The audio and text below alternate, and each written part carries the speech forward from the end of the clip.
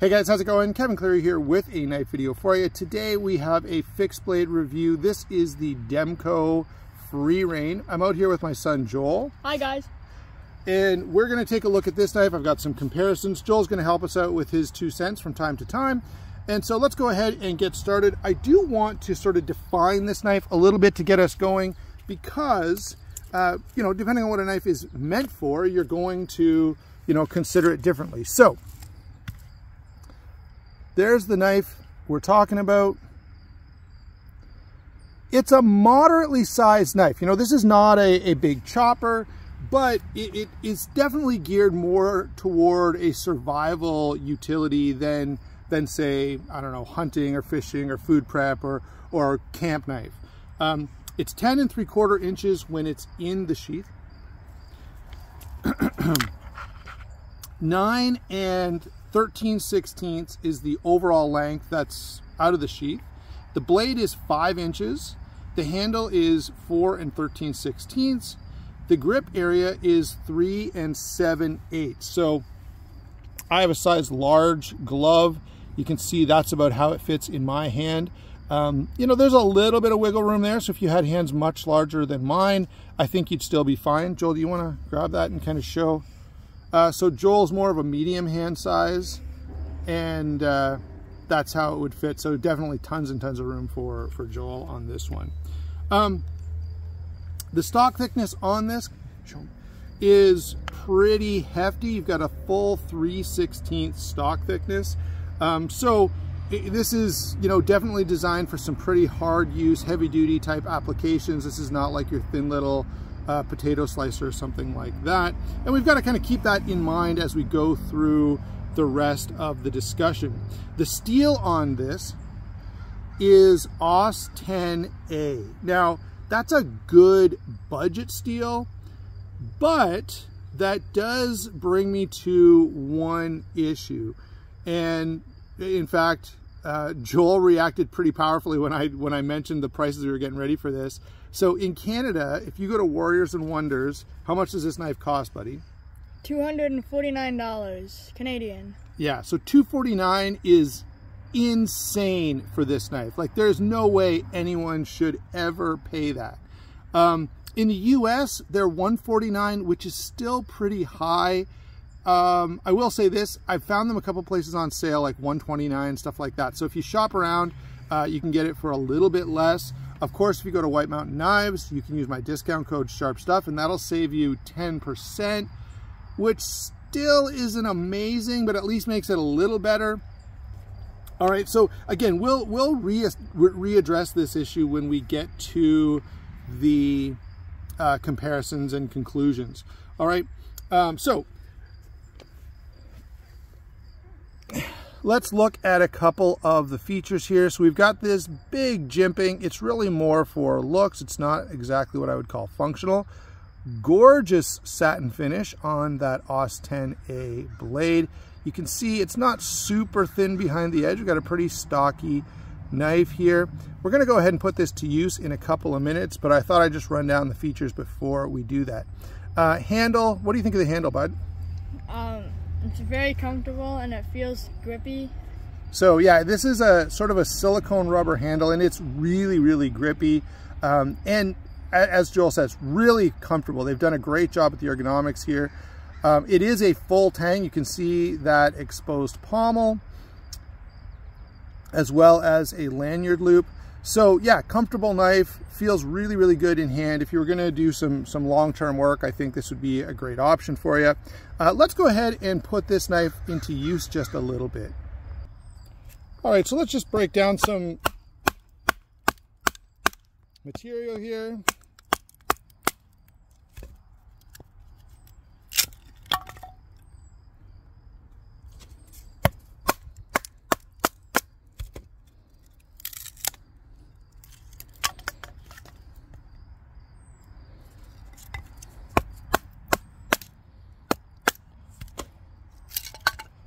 All right, so let me do something a little thicker. I've got this miserable piece of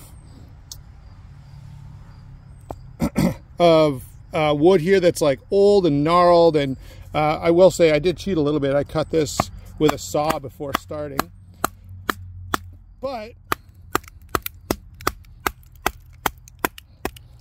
even on what I would think of as a pretty miserable, tough piece of wood, this seems to perform pretty well. And of course, the stock thickness on this means you can be pretty confident using it.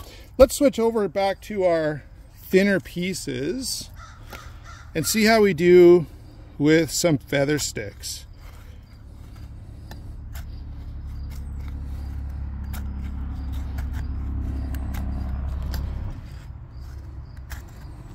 So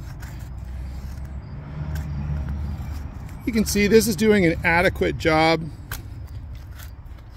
If I was really going to try to get a fire going here,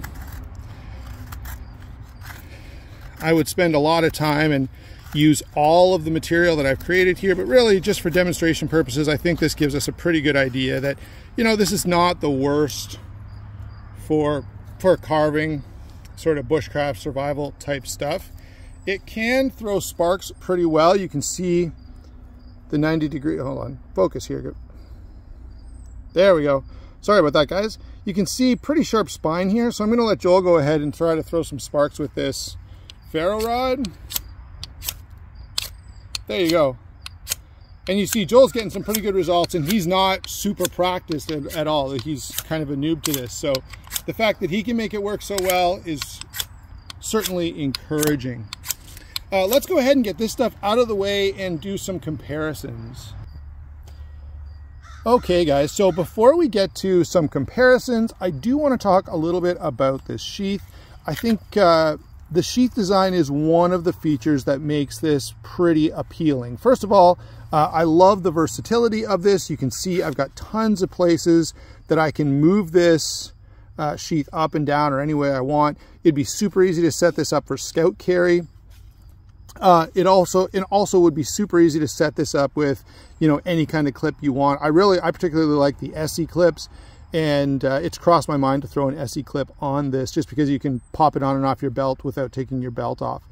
The other big story here is the material that this sheath is made out of. So what Demko has done is he's used this plastic insert that doesn't have any fiberglass in it so that it doesn't dull the blade. So I think that's a pretty good idea and certainly has a lot of utility to it. So, you know, in our value discussion, we do have to, and we'll come back to that in a second, but in that discussion, we do have to consider the utility of that sheath. All right, let's go ahead and get some comparisons here. The first one is going to be the Cold Steel Master Hunter. I'm actually going to do a full comparison side by side to this because they're similar in price. Of course, Demko has a long history with cold steel. They're also similar in size and to a degree in function. Now, I should point out, you know, this is more of a hunting knife, but if you look at even the stock thickness, almost exactly the same. So the Master Hunter, you know, with that consideration, is a pretty hefty little knife. Let's go ahead though with some other comparisons. I will say this is the San Mai version, as you can read there. The 3V Master Hunter is pretty compelling and, you know, adds certainly a point of discussion that we'll need to bring up. And I'm going to do a full comparison between these two. The next knife I've got for you is the Lion Steel M4. You guys know I'm a huge fanboy for the M4. And, you know, you're definitely, you know, this is a much larger knife, but the fact is, most of what you can get done with this knife, you can get done with this knife. The one limitation would be, you know, that bigger log that we cut in half a couple of minutes ago, just by the sheer blade length, right? You can see how the cold steel is going to be a little more awkward cutting something bigger like that. All right. I mean, sorry, the cold steel, the Lion Steel, let's be precise. I've got a couple other Lion Steels here. This is another knife that's quickly becoming a favorite for me. Joel, what do you think about the size comparison of these? This is the Lion Steel M2M. If you were going to carry one of these all the time, which one would you go with? I'd probably choose the lion steel because it may not be as effective, but it would still be somewhat effective in most scenarios, and it's fairly small, so you could fit it on your belt and it wouldn't be too noticeable. Yeah, good point. Yeah, so much more carryable. You know, this is almost, well, not almost, this is actually a really nice EDC size for a fixed blade. You know, this, most of us are probably not going to EDC something like this, and most of us wouldn't need to. The other thing is, you know, this is a thinner edge, a higher flat grind, so for slicing tasks around the kitchen, stuff like that, going to be a little more practical that way. What else have we got here? Oh yeah, let's bring in the hinderer. So one knife that's actually pretty similar in use to this is the hinderer Ranch Boss. Similar size, similar feel in hand as sort of a big bulky knife. In fact, even the construction is somewhat similar. You know, fairly hefty blade stock, not as thick. Okay, notice the hinderer is not quite as heavy duty as the very stocky Freereign, but nonetheless similar use. What do you think about these two, bud? Well, I like the hinderer a bit more, mainly because it looks cooler, but again, if I had to like go into certain scenarios, they both have their pros and cons in those, but most overall I would choose the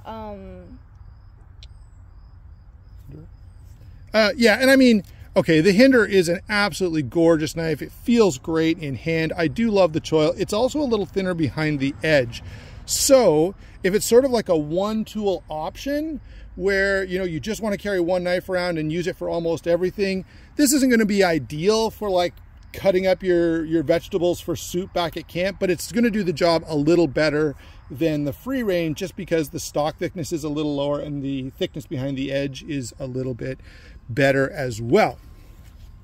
All right, finally, I do want to throw in one big chopper style knife because you really can't talk about a survival outdoor use knife without talking about a chopper. This is my BK9, and you know what I like about the BK9, I've had a lot of chopper style knives, and the BK9 can also do other jobs. So it chops really well, in fact, but you could also cut up carrots or create fire sticks or whatever else you might need to do with this. All right, so I wanted to throw that in just for a minute. They're not super comparable, so we won't belabor that point. Now, back to our conclusion. What do I think about this knife overall? First of all, I love the design. What do you think, bud? Yeah, I think the design is also really cool. I like the blue handle. I like how it's a very thick knife, and the sheath is also very cool, and I just think it's a really good knife. Yeah, so, you know, Joel's right. The sheath looks great. It's definitely a very handsome design. The heavy-duty approach here is certainly appreciated, and, you know, I'd feel pretty comfortable having this, you know, out in the forest with me and rely on it for quite a bit. The steel is good enough, okay?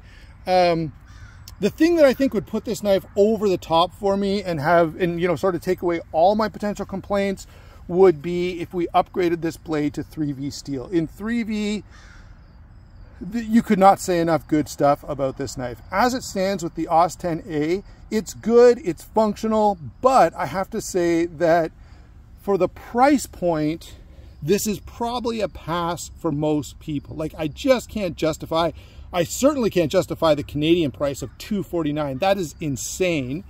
Even the US price of $149 is a little much given the budget steel choice. All right. Now, with the consideration that these are going on sale some places, it might be a little more considerable at $129, but that still feels high to me. I feel this is a pretty decent $100 knife, but we start climbing past 100 and it gets a little hard to recommend. All right, there you go, guys. Thanks a lot for watching. Don't forget to like and subscribe. Joel, say see you later. See you later. All right, we'll talk to you soon. Bye.